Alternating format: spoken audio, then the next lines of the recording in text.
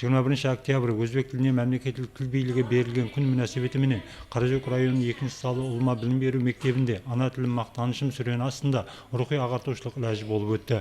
Онда тілдің рауажлануында һәм оның дұрыс пайдалануда сөздіктердің тұтқан орны хақында тарау қанигілері өз пікірлерін білдіре отырып, рухилығымызды, өздігімізді аңлауда ахметлі құрал саналған тілдің тазалығын сақлау һәм оны елде рауажландыруда біргелікте істенуі тиіс мәселелер хақында айрықша сөз етілді.